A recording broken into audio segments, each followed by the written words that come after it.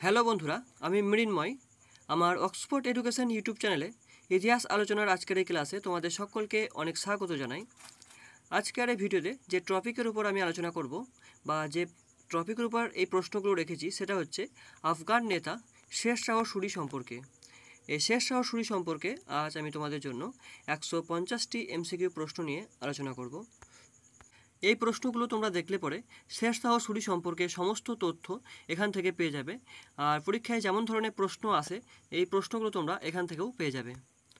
তো এইভাবে প্রতিটি শাসকের ওপর আমি পার্ট ভিডিও নিয়ে আসার চেষ্টা করছি। এর আগে আমি দিল্লি সুলতানি সাম্রাজ্য থেকে সমস্ত সুলতানদের ওপর আলাদা আলাদা ভিডিও আপলোড করে দিয়েছি। তোমরা সেগুলো দেখতে চাইলে আমার চ্যানেলে প্লেলিস্ট থেকে সেগুলো তোমরা দেখতে পারো।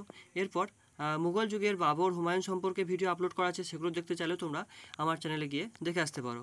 তো চলো বন্ধুরা, আর বেশি কিছু বলবো না। ভিডিওতে যাওয়ার আগে তোমাদের কাছে একটা ছোটো রিকোয়েস্ট থাকবে আমার। তোমরা যারা আমার এই চ্যানেল নতুন আছো বা প্রথমবার আমার এই ভিডিও দেখছো তারা অবশ্যই আমার এই চ্যানেলটাকে সাবস্ক্রাইব করে নাও এবং সাথে সাথে পাশে থাকা বেল আইকনটি ক্লিক করে অল নোটিফিকেশন অন করে রাখো, কারণ এর পরবর্তীকালে যে ভিডিওগুলো আমি আপলোড করব সেগুলো সবার আগে দেখার জন্য। তো চলো বন্ধুরা, যাওয়া যাক মূল প্রশ্নগুলিতে। প্রথম প্রশ্ন তোমরা স্ক্রিনে দেখতে পাচ্ছ যে শের শাহ কোথায় জন্মগ্রহণ করেন। উত্তরে যাবে পাঞ্জাবের নারনুল পরগনায় শের শাহ জন্মগ্রহণ করেছিলেন। পরের প্রশ্ন, শের শাহের জন্মের বছরে আরও এক মহান পুরুষ জন্মগ্রহণ করেন, তার নাম কী ছিল। উত্তরে যাবে শ্রী চৈতন্যদেব। এই শ্রী চৈতন্যদেব ছিলেন শের শাহের সমসাময়িক। পরের প্রশ্ন, মালিক মোহাম্মদ জায়সি কার সমসাময়িক ছিলেন। উত্তরে যাবে শের শাহের সমসাময়িক ছিলেন মালিক মোহাম্মদ জায়সি। পরের প্রশ্ন, শের শাহের আসল নাম কী ছিল। তো শের শাহের আসল নাম ছিল ফরিদ খান। পরের প্রশ্ন, শের শাহের পিতার নাম কি। তো শের শাহের পিতার নাম ছিল হাসান। পরের প্রশ্ন, শের শাহের পিতা কোথাকার জায়গিরদার ছিলেন। তো বিহারের অন্তর্গত সাসারামের জায়গিরদার ছিলেন শের শাহের পিতা। পরের প্রশ্ন, শের শাহ সুরির পূর্বপুরুষরা কোথা থেকে ভারতে এসেছিলেন। উত্তর হয়ে যাবে আফগানিস্তান থেকে। নেক্সট প্রশ্ন, শের শাহ সুরির দাদা ইব্রাহিম খান সুর কার সময়ে আফগানিস্তান থেকে ভারতে আসেন। উত্তর হয়ে যাবে বহুলুল লোদির সময়ে। নেক্সট প্রশ্ন 9 নম্বর, শের শাহ সুরি কোথাকার একটি বিখ্যাত মাদ্রাসা থেকে শিক্ষা লাভ করেন। উত্তর হয়ে যাবে জৈনপুর। পরের প্রশ্ন, শের শাহকে তার পিতা হাসান খান কোথাকার জায়গিরের প্রবন্ধরূপে নিযুক্ত করেছিলেন। উত্তর হয়ে যাবে সাসারামের। পরের প্রশ্ন, শের শাহের পিতা যিনি ফরিদ খানকে সাসারাম ও খাওয়াসপুরের জায়গির পরিচালনার দায়িত্ব দিয়েছিলেন, কিন্তু কার সেবা করার জন্য ফরিদ খানকে ওই জায়গির পরিচালনার দায়িত্ব ছেড়ে দিতে হয়। উত্তরে যাবে দৌলত খান, আগ্রা যেতে হয়েছিল। পরের প্রশ্ন, শের শাহ কত বছর বয়সে সাসারামের জায়গিরদার হন। উত্তরে যাবে 35 বছর বয়সে তিনি সাসারামের জায়গিরদার হয়েছিলেন। নেক্সট প্রশ্ন, শের শাহ প্রথম জীবনে কার অধীনে চাকরি গ্রহণ করেন। উত্তর হয়ে যাবে বিহারের সুলতান বাহার খা লোহানির অধীনে তিনি প্রথম চাকরি গ্রহণ করেছিলেন। নেক্সট প্রশ্ন, শের শাহের রাজ্যাভিষেক কোথায় হয়েছিল। তো শের শাহের রাজ্যাভিষেক হয়েছিল আগ্রাতে। পরের প্রশ্ন, শের শাহ কাকে বিবাহ করার ফলে চুনার দুর্গের অধিপতি হন। উত্তর হয়ে যাবে তাজ খানের বিধবা পত্নী লাট মালিকাকে। নেক্সট প্রশ্ন, ফরিদ খাঁকে কে শের খাঁ উপাধি দেন। উত্তর হয়ে যাবে বাহার খাঁ লোহানি, সাহস ও বীরত্বের জন্য তাকে শের খাঁ উপাধি দেওয়া হয়েছিল। পরের প্রশ্ন, কোন যুদ্ধের পর ফরিদ খাঁ শের খান থেকে শের শাহ উপাধি ধারণ করেন। উত্তর হয়ে যাবে 1539 সালের চৌসার যুদ্ধে হুমায়ুনকে পরাজিত করে তিনি শের খান থেকে শের শাহ উপাধি ধারণ করেন। পরের প্রশ্ন, শের শাহ কার শিক্ষক ছিলেন। উত্তর হয়ে যাবে জালাল খাঁ লোহানি। পরের প্রশ্ন, কে শের শাহকে জালাল খাঁ লোহানির শিক্ষক রূপে নিয়োগ করেন। উত্তর হয়ে যাবে জালাল খানের মাতা দুদু। নেক্সট প্রশ্ন, শের শাহ কবে কোন মুঘল সম্রাটের অধীনে চাকরি গ্রহণ করেন। উত্তর হয়ে যাবে বাবরের অধীনে 1527 খ্রিস্টাব্দে। নেক্সট প্রশ্ন, শের শাহের জীবনে প্রথম যুদ্ধ কোনটি ছিল। উত্তর হয়ে যাবে সিরাজগড়ের যুদ্ধ, যেটা হয়েছিল 1534 খ্রিস্টাব্দে। নেক্সট প্রশ্ন, সিরাজগড়ের যুদ্ধ কাদের মধ্যে হয়েছিল। উত্তর হয়ে যাবে বাহার খাঁর নাবালক পুত্র জালাল খাঁ লোহানি ও বাংলার সুলতান মাহমুদ শাহের সম্মিলিত শক্তি এবং শের শাহের মধ্যে এই সিরাজগড়ের যুদ্ধ হয়েছিল। খুবই গুরুত্বপূর্ণ এই যুদ্ধটা, সালটা এবং কার সঙ্গে কার হয়েছিল দুটোই মনে রাখার চেষ্টা করবে। পরের প্রশ্ন, দিল্লিতে সুর বংশের প্রতিষ্ঠাতা কে করেন। ভেরি ইম্পর্টেন্ট প্রশ্ন। তো সুর বংশের প্রতিষ্ঠাতা করেন শের শাহ। পরের প্রশ্ন, দ্বিতীয় আফগান সাম্রাজ্যের প্রতিষ্ঠাতা কে করেন। এটাও গুরুত্বপূর্ণ প্রশ্ন। উত্তর হয়ে যাবে শের শাহ, তিনি ছিলেন দ্বিতীয় আফগান সাম্রাজ্যের প্রতিষ্ঠাতা। পরের প্রশ্ন, তৃতীয় আফগান সাম্রাজ্যের প্রতিষ্ঠাতা কে করেছিলেন। তো তৃতীয় আফগান সাম্রাজ্যের প্রতিষ্ঠাতা হচ্ছে মোহাম্মদ শাহ আবদালি। পরের প্রশ্ন, ভারতের প্রথম কোন আফগান শাসক শাসন ব্যবস্থায় বিশেষ মন দেন। উত্তর হয়ে যাবে শের শাহ। পরের প্রশ্ন, শের শাহ কোন যুদ্ধে প্রথম হুমায়ুনকে পরাজিত করেন? তো শের শাহ প্রথম পরাজিত করেছিলেন হুমায়ুনকে চৌসার যুদ্ধে 1540 খ্রিস্টাব্দে, যেটা হয়েছিল। পরের প্রশ্ন, কোন যুদ্ধের পর ফরিদ নিজ মুদ্রায় অক্ষুৎ শের শাহ উপাধি ব্যবহার করেন? উত্তর হয়ে যাবে চৌসার যুদ্ধ।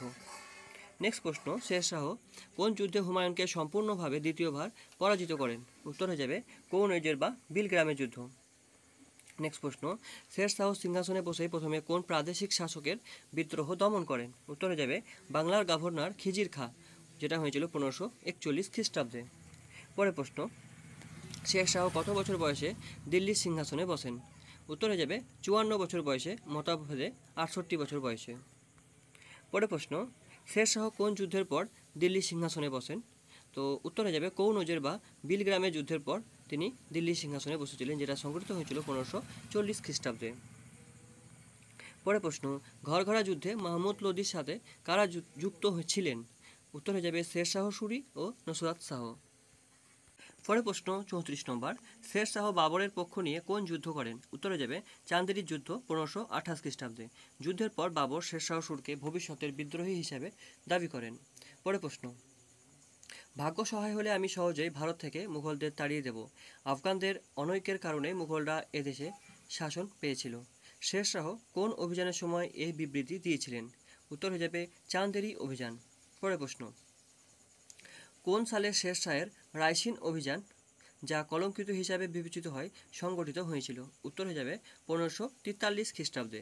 পরের প্রশ্ন, শের শাহের চরিত্রের কলঙ্ক কাকে বলা হয়? তো উত্তর হয়ে যাবে রায়সিনা অভিযান। খুবই গুরুত্বপূর্ণ প্রশ্ন, শের শাহের চরিত্রের কলঙ্ক কাকে বলা হয়? রায়সিনা অভিযানকে। তো এই অভিযানে রাজপুত শাসক পুরনমলকে বিশ্বাসঘাতকতার মাধ্যমে হত্যা করা হয়েছিল এবং সেখানে বহু মহিলা জাহরব্রত পালন করেন। রায়সেনের ঘটনাটি শের শাহের চরিত্রের উপর কলঙ্ক হিসাবে বিবেচিত হয়, কারণ তিনি এই অভিযানে প্রতারণার মাধ্যমে অনেক রাজপুত মহিলা ও শিশুকে হত্যা করেছিলেন। পরের প্রশ্ন,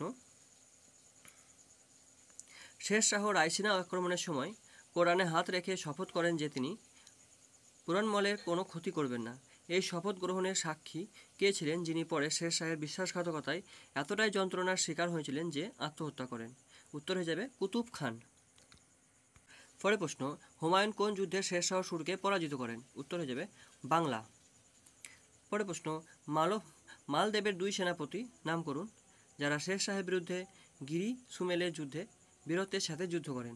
উত্তর হয়ে যাবে জেতা ও কুম্পা। পরের প্রশ্ন, সুর রাজবংশের হিন্দু প্রধানমন্ত্রী হিমু আগে রেওয়াড়ির বাজারে লবণ বিক্রি করতেন, কিন্তু তিনি ছিলেন অত্যন্ত মেধাবী। পরবর্তীকালে তিনি তার জীবনে 24টি যুদ্ধের মধ্যে 22টিতে জয়ী হয়েছেন। কোন উপলক্ষে হিমু বিক্রমাদিত্য উপাধি গ্রহণ করেন? উত্তর হয়ে যাবে আগ্রা দিল্লি দখলের উপলক্ষে। তো নেক্সট প্রশ্ন, গিরি সুমেল যুদ্ধের পর শের শাহ যোধপুর দুর্গ আক্রমণ করে দখল করেন এবং এর দায়িত্ব কার উপর ন্যস্ত করেন? উত্তর হয়ে যাবে খাওয়াস খান। এই খাওয়াস খানকে শের শাহ চিতর দুর্গেও নিযুক্ত করেছিলেন। পরের প্রশ্ন, শের শাহের সবচেয়ে দক্ষ সেনাপতি কে ছিলেন? তো শের শাহের সবচেয়ে দক্ষ সেনাপতি ছিলেন ব্রহ্মজিৎ গৌড়। খুবই গুরুত্বপূর্ণ প্রশ্ন, এই প্রশ্নটা এর আগে পরীক্ষায় বহুবার এসে গেছে। তো নেক্সট প্রশ্ন, কোন শাসক উত্তর পশ্চিম সীমান্ত রক্ষার জন্য রোহতাসগড় নামে একটি বিশাল দুর্গ নির্মাণ করেছিলেন? উত্তর হয়ে যাবে শের শাহ সুরি।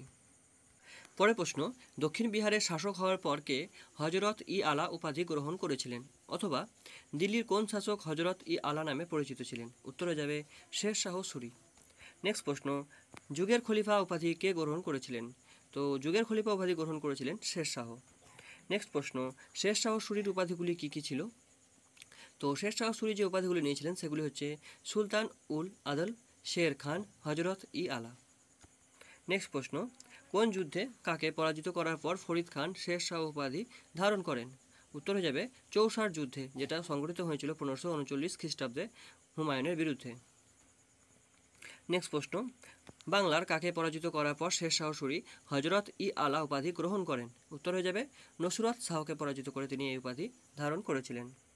নেক্সট প্রশ্ন, কোন শাসককে ভারতীয় মুসলিম রেনেসাঁর নায়ক বলা হয়ে থাকে? উত্তর হয়ে যাবে শের শাহ সুরি। নেক্সট প্রশ্ন, হজরত খানের সাফল্যে খুশি হয়ে শের শাহ তাকে মাসনাত ই আলা উপাধি দেন এবং কতজন সৈন্য রাখার অনুমতি দেন? উত্তর হয়ে যাবে 30,000। তো বন্ধুরা, দেখতে দেখতে 50টি প্রশ্ন পেরিয়ে গেল। আমি আশা করছি যে তোমরা এই ভিডিও থেকে অনেক শের শাহ সম্পর্কে অনেক নতুন নতুন প্রশ্ন দেখতে পাবে, যে এই প্রশ্নগুলো হয়তো তোমরা এর আগে কখনো দেখোনি। তো ভিডিওর সঙ্গে যুক্ত হয়ে থাকো এবং শেষ পর্যন্ত ভিডিওটা অবশ্যই দেখো, একটু বড় হবে যেহেতু প্রশ্ন সংখ্যা অনেকটাই বেশি আছে। তো যাক পরের প্রশ্নে। পরের প্রশ্ন, শের শাহ কবে স্বাধীন শাসকে পরিণত হন বা স্বাধীন শাসক রূপে আত্মপ্রকাশ করেন? উত্তর হয়ে যাবে 1534 সালে। নেক্সট প্রশ্ন, বাংলার কোন সুলতানকে শের শাহ পরাজিত করেন? তো উত্তর হয়ে যাবে মাহমুদ শাহকে তিনি পরাজিত করেছিলেন। নেক্সট প্রশ্ন, কার আক্রমণে বাংলায় স্বাধীন সুলতানি শাসনের অবসান হয়? উত্তর হয়ে যাবে শের শাহের আক্রমণে বাংলায় স্বাধীন সুলতানি শাসনের অবসান হয়েছিল। পরের প্রশ্ন, কে বাংলাকে দ্য অ্যাবোট অফ পারাডিস বলেছেন? উত্তর হয়ে যাবে শের শাহ। পরের প্রশ্ন, শের শাহ বাংলাকে কটি সরকারে বিভক্ত করেন? তো উত্তর হয়ে যাবে 19টি, মতান্তরে 16টি সরকারে তিনি বিভক্ত করেছিলেন বাংলাকে। পরের প্রশ্ন, শের শাহ বাংলাকে কেন 19টি মতান্তরে 16টি সরকারে বিভক্ত করেন? উত্তর হয়ে যাবে বিদ্রোহের সম্ভাবনা দূর করতে। নেক্সট প্রশ্ন, শের শাহ সুরির শাসনকালে কোন অঙ্গরাজ্যের শাসককে কাজী ফাজিলাত নামে অভিহিত করা হতো? উত্তর হয়ে যাবে বাংলা। নেক্সট প্রশ্ন, শের শাহ কতদিন রাজত্ব করেছিলেন? তো শের শাহ রাজত্ব করেছিলেন 5 বছর, অর্থাৎ 1540 থেকে 1545 খ্রিস্টাব্দ পর্যন্ত। পরের প্রশ্ন, পাট্টা ও কাবুলিয়াত কে প্রচলন করেন? ভেরি ইম্পর্টেন্ট প্রশ্ন এটা। পাট্টা ও কাবুলিয়াত প্রথা প্রচলন করেছিলেন শের শাহ।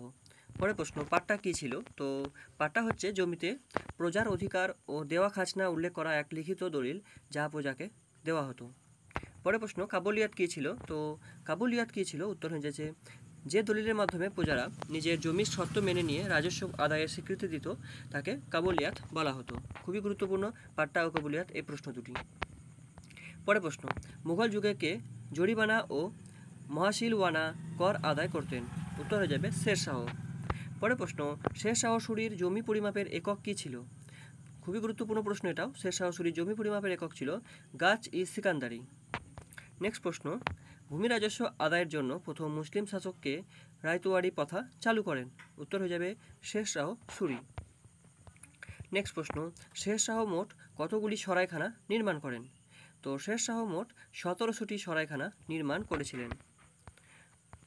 নেক্সট প্রশ্ন, শের শাহ 17টি সরাইখানা নির্মাণ করেন। সরাইখানা নির্মাণে একটি নতুন শ্রমিক শ্রেণীর আবির্ভাব ঘটে। নিচের কোনটি নতুন শ্রমিক শ্রেণী ছিল? উত্তর হয়ে যাবে ভাটিয়ারা। প্রতিটি সরাইখানার নেতৃত্বে ছিলেন একজন সিকদার। নেক্সট প্রশ্ন, ঘোড়ার পিঠে করে ডাক ব্যবস্থা কে প্রচলন করেন? উত্তর হয়ে যাবে শের শাহ। পরের প্রশ্ন, ডাক বিভাগের অধিকর্তাকে কি বলা হতো? তো ডাক বিভাগের অধিকর্তাকে বলা হতো দারোগা-ই ডাক চৌকি। নেক্সট প্রশ্ন, মধ্যযুগের কোন শাসক অত্যাধুনিক পুলিশ বাহিনী গঠন করেন? তো উত্তরে যাবে শের শাহ, তিনি অত্যাধিক পুলিশ বাহিনী গঠন করেছিলেন। পরের প্রশ্ন, মধ্যযুগের কোন শাসক সর্বপ্রথম অস্ত্র আইন প্রবর্তন করেন? তো এটার উত্তর হয়ে যাবে শের শাহ। দ্বিতীয়বার এই আইন প্রবর্তন করেছিলেন শের শাহ। পরের প্রশ্ন, আলাউদ্দিন খলজি প্রবর্তিত দাক ও হুলিয়া প্রথার পুনর্ব্যবহার কে করেন? উত্তর হয়ে যাবে শের শাহ সুরি। পরের প্রশ্ন, কে শের শাহ আমলের গ্রাম প্রশাসনের প্রসঙ্গে বলেছেন একজন মৃত্যুমুখে পতিত বৃদ্ধা মাথায় সোনার অলংকার ভর্তি ঝুড়ি নিয়ে পথ চলা শুরু করেছিলেন, তবুও কোনো চোর ডাকাত কাছে যেতে সাহস পায়নি, কারণ তারা জানতো শের শাহ তাকে এর জন্য শাস্তি দিতে পারে। উত্তরে যাবে কে আর কান্নজ্ঞ। পরের প্রশ্ন, কোন শাসক পাটলিপুত্রকে একটি আধুনিক রূপ দেন এবং এর নাম দেন পাটনা? উত্তর হয়ে যাবে শের শাহ। পরের প্রশ্ন, ভারতে কে প্রথম রায় ব্যবহার করেন? উত্তর হয়ে যাবে শের শাহ। পরের প্রশ্ন, শের শাহ সুরির সময়ে কতগুলি টাকসাল ছিল? তো উত্তর হয়ে যাবে 23টি টাকসাল ছিল শের শাহ সুরির আমলে। পরের প্রশ্ন, উন্নত মুদ্রা ব্যবস্থা প্রচলনের কৃতিত্ব কাকে দেওয়া হয়? উত্তর হয়ে যাবে শের শাহ সুরিকে। পরের প্রশ্ন, শের শাহ প্রচলিত রূপার মুদ্রার নাম কী ছিল? তো শের শাহ প্রচলিত রূপার মুদ্রার নাম ছিল রূপাইয়া। পরবর্তীকালে ইহা টঙ্কা বা টাকা নামে পরিচিত লাভ করে। নেক্সট প্রশ্ন, শের শাহ প্রচলিত স্বর্ণ মুদ্রার নাম কী ছিল? ভেরি ইম্পর্টেন্ট প্রশ্ন। এই মুদ্রাগুলো শের শাহ যে সমস্ত মুদ্রাগুলো প্রচলন করেছিল সেগুলো খুবই গুরুত্বপূর্ণ। কোন মুদ্রাটা কিসের ছিল সেগুলো মনে রাখার চেষ্টা করতে হবে। তো সোনার যে স্বর্ণ মুদ্রা ছিল সেই মুদ্রার নাম ছিল মোহর, এর অপর নাম ছিল আশরাফি। পরের প্রশ্ন, শের শাহ প্রবর্তিত তাম্র মুদ্রার নাম কী ছিল? তো তাম্র মুদ্রার নাম ছিল দাম। পুরো প্রশ্ন, কে প্রথম কাগজের টাকা ছাপান? তো কাগজের টাকা প্রথম ছাপিয়েছিলেন শেরশাহ। পরের প্রশ্ন, শেরশাহের মুদ্রায় কোন লিপি ব্যবহৃত হতো? তো শেরশাহের মুদ্রায় আরবি ও দেবনাগরী লিপি ব্যবহৃত হতো। পরের প্রশ্ন, কোন যুদ্ধের পর শেরশাহ নিজ নামে সুলতানি খুতবা পাঠ করেন? উত্তর হয়ে যাবে কনৌজ যুদ্ধে হুমায়ুনকে পরাজিত করে আগ্রা ও দিল্লি দখল করেন এবং নিজ নামে খুতবা পাঠ করেন। পরের প্রশ্ন, শেরশাহ নিজের সাম্রাজ্যকে কয়টি সরকারে বিভক্ত করেন? উত্তর হয়ে যাবে 47টি সরকারে তিনি নিজ সাম্রাজ্যকে বিভক্ত করেছিলেন। পরের প্রশ্ন, আব্বাস খান শেরওয়ানির মতে শেরশাহ সুরির শাসনামলে রাষ্ট্র কতগুলি সরকারে বিভক্ত ছিল? উত্তর হয়ে যাবে 66টি সরকারে বিভক্ত ছিল। পরের প্রশ্ন, শেরশাহ সুরির আমলে প্রশাসনিক কর্মকর্তা ফতোদার এর কাজ কী ছিল? উত্তর হয়ে যাবে কোষাগারের হিসাব রাখা। নেক্সট প্রশ্ন, শেরশাহের আমলে আইন শৃঙ্খলা রক্ষার কাজে কারা নিযুক্ত ছিলেন? উত্তর হয়ে যাবে সিকদার। পরের প্রশ্ন, শেরশাহের আমলে রাজস্ব আদায়কারীদেরকে কি বলা হতো? তো রাজস্ব আদায়কারীদেরকে বলা হতো মুনসেফ। পরের প্রশ্ন, শেরশাহের আমলে জমি জরিপকারীদেরকে কি বলা হতো? তো জমি জরিপকারীদেরকে বলা হতো আমিন। পরের প্রশ্ন, শেরশাহের আমলে যারা জমি ও জরিপ ও রাজস্বের হিসাব রাখতো তাদের কি বলা হতো? তো তাদেরকে বলা হতো আমিল বলা হতো। নেক্সট প্রশ্ন, শেরশাহের আমলে করণিকদের কি বলা হতো? তো শেরশাহের আমলে করণিকদের বলা হতো কারকুন। পরের প্রশ্ন, শেরশাহ সুরির আমলে প্রশাসনিক কর্মকর্তা কারকুন এর কাজ কী ছিল? উত্তরে যাবে হিন্দি ও ফার্সি ভাষার তথ্য সঞ্চয় রাখা। পরের প্রশ্ন, শেরশাহের আমলে সিকদারান কাদের বলা হতো? উত্তরে যাবে শেরশাহের আমলে যারা সরকারের সাধারণ শাসনভার, আইন শৃঙ্খলা ও সামরিক দায়িত্বভার পালন করত তাদেরকে সিকদারান বলা হতো। নেক্সট প্রশ্ন, মুন্সিকান কাদের বলা হতো? উত্তর হয়ে যাবে শেরশাহের আমলে যারা সরকারের রাজস্ব, জমি জরিপ ও দেওয়ানি মামলার বিচার করত তাদেরকে মুন্সিকান বলা হতো। নেক্সট প্রশ্ন, শেরশাহের আমলে যারা অর্থ ও সাধারণ শাসন বিভাগের দায়িত্ব ছিল তাদেরকে কি বলা হতো? তো তাদেরকে বলা হতো দেওয়ানি ওয়াজির অর্থাৎ মন্ত্রীপদ। নেক্সট প্রশ্ন, শেরশাহের আমলে সেনা দলের দায়িত্বে থাকা মন্ত্রীকে কি বলা হতো? উত্তর হয়ে যাবে দেওয়ানি আর্চ। খুবই গুরুত্বপূর্ণ প্রশ্ন যে সেনা দলের দায়িত্বে থাকা মন্ত্রীকে বলা হতো দেওয়ানি আর্চ। পরের প্রশ্ন, শেরশাহের আমলে সরকারি কাগজ ও দপ্তরের দায়িত্বপ্রাপ্ত মন্ত্রীকে কি বলা হতো? উত্তর হয়ে যাবে দেওয়ানি ইনসা। পরের প্রশ্ন, শেরশাহের আমলে প্রধান কাজীর পদকে কি বলা হতো? তো শেরশাহের আমলে প্রধান কাজীর পদকে বলা হতো কাজাত। নেক্সট প্রশ্ন, শেরশাহের প্রশাসনের অধীনে গোয়েন্দা বিভাগের শীর্ষ কর্মকর্তাকে কি বলা হতো? উত্তর হয়ে যাবে বারিতি মামালিক। খুবই গুরুত্বপূর্ণ প্রশ্ন, বারিতি মামালিক। পরের প্রশ্ন, বাংলা পদের সৃষ্টিকর্তা কে ছিলেন? উত্তর হয়ে যাবে শেরশাহ বাংলা পদের সৃষ্টিকর্তা ছিলেন। তো বন্ধুরা, দেখতে দেখতে 100টি প্রশ্ন হয়ে গেল, এখনও কিছু প্রশ্ন বাকি আছে। তো ভিডিওটি তোমাদের কেমন লাগছে? যদি ভালো লেগে থাকে অবশ্যই একটা লাইক করে দিও এবং বন্ধুদের মধ্যে প্রচুর পরিমাণে শেয়ার করে দিও। তোমাদের একটা লাইক এবং একটা শেয়ার আমাকে আরও নতুন নতুন ভিডিও তৈরি করতে আগ্রহী করে তুলবে। তো যাক নেক্সট প্রশ্নতে। পরের প্রশ্ন 101 নম্বর, শেরশাহ সুরি আলাউদ্দিন খালজির নীতি দ্বারা ব্যাপকভাবে প্রভাবিত ছিলেন। তিনি বিশেষ করে আলাউদ্দিনের কোন নীতির দ্বারা প্রভাবিত ছিলেন? উত্তর হয়ে যাবে সামরিক সংগঠন ও রাজস্ব আদায়ের নীতি। পরের প্রশ্ন, শেরশাহের আমলে রাষ্ট্রের প্রাসাদের আভ্যন্তরীণ ব্যবস্থা দেখাশোনা করার দায়িত্ব কার ওপর ন্যস্ত ছিল? উত্তর হয়ে যাবে দেওয়ানি রাসলাত। নেক্সট প্রশ্ন, কোন শাসক প্রতিবন্ধী ব্যক্তিদের তথ্য সংগ্রহ করে তাদের ভাতা দিয়েছিলেন? উত্তর হয়ে যাবে শেরশাহ। পরের প্রশ্ন, কার সময়ে জিয়াকে শহরকর নাম দেওয়া হয়? উত্তরে যাবে শেরশাহ সুরি। পরের প্রশ্ন, কার আমলে দিল্লির শাহী রাজপ্রাসাদে হিন্দু দেবদেবীদের পূজা করা হতো? উত্তর হয়ে যাবে শেরশাহ। নেক্সট প্রশ্ন, হুমায়ুনের কোন ভ্রাতা শেরশাহের সাথে গোপন চিঠিপত্র বিনিময় করতেন?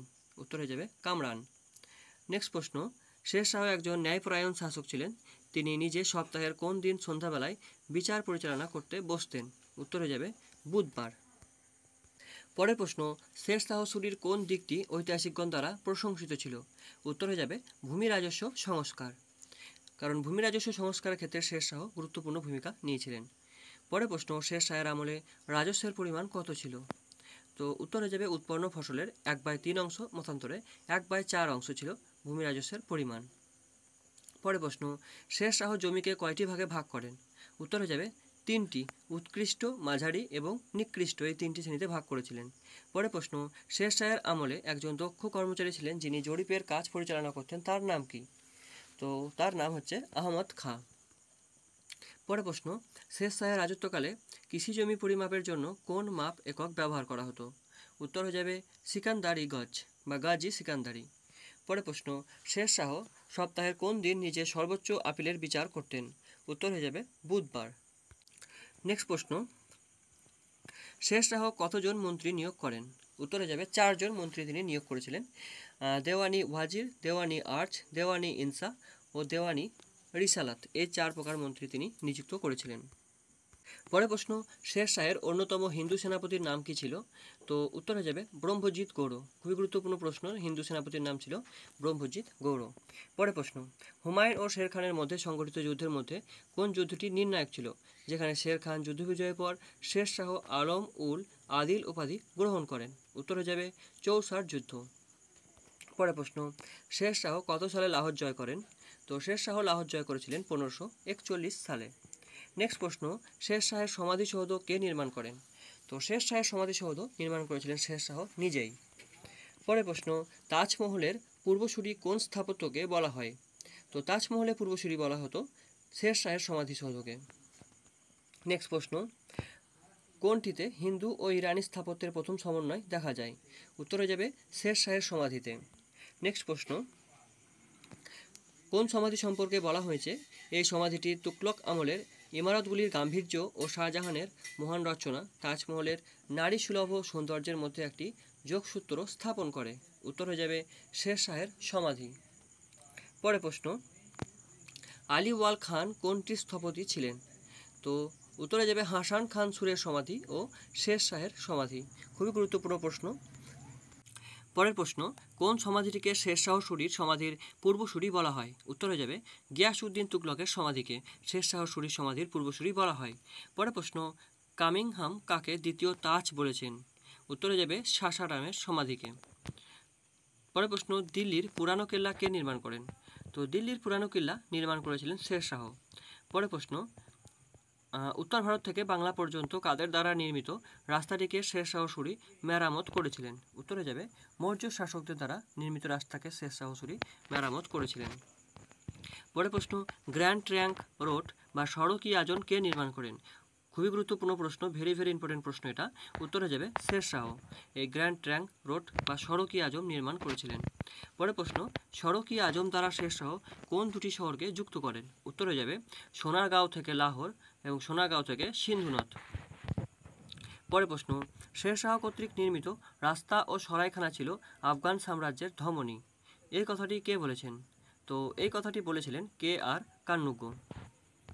পরের প্রশ্ন, দিল্লিতে কিলা-ই-কুহানা কে প্রতিষ্ঠা করেন? তো দিল্লিতে কিলা-ই-কুহানা প্রতিষ্ঠা করেছিলেন শের শাহ। পরের প্রশ্ন, কিলা-ই-কুহানা কী ছিল? তো কিলা-ই-কুহানা ছিল একটি মসজিদ। পরের প্রশ্ন, দিনপানাহ নগরটি কে ধ্বংস করেন? তো দিনপানাহ নগরটি ধ্বংস করেছিলেন শের শাহ। পরের প্রশ্ন, কোন শহর ধ্বংস করার পর শের শাহ শেরসুর নামে একটি শহর নির্মাণ বা শহর গড়ে তুলেছিলেন? উত্তর হয়ে যাবে কনৌজ। পরের প্রশ্ন, আধুনিক পাটনা শহর কে নির্মাণ করেন? তো আধুনিক পাটনা শহর নির্মাণ করেছিলেন শের শাহ। পরের প্রশ্ন, শের শাহ কোন মন্দিরটি লুট করেন? তো শের শাহ লুট করেছিলেন যোধপুর মন্দিরটি। পরের প্রশ্ন, শের শাহের উপর লেখা সর্বাপেক্ষা নির্ভরযোগ্য পুস্তক কোনটি? উত্তর হয়ে যাবে আব্বাস শেরওয়ানির লেখা তারিখ-ই-শেরশাহী, এই গ্রন্থটি থেকে শের শাহ সম্পর্কে একদম সর্বাপেক্ষা নির্ভরযোগ্য তথ্য পাওয়া যায়। পরের প্রশ্ন, তারিখ-ই-শেরশাহীর আসল নাম তোহফা-ই-আকবর শাহী, কোন লেখক এই বইটিকে তারিখ-ই-শেরশাহী বলেছেন? উত্তর হয়ে যাবে আহমেদ ইয়ারকার। পরের প্রশ্ন, ফরাসি গারেন ডি তোশি কোন গ্রন্থটি ফার্সি ভাষায় অনুবাদ করেছিলেন? উত্তর হয়ে যাবে তারিখ-ই-শেরশাহী। নেক্সট প্রশ্ন, তাওয়ারিক-ই-দাওলাত-ই-শেরশাহী গ্রন্থটি কে রচনা করেন?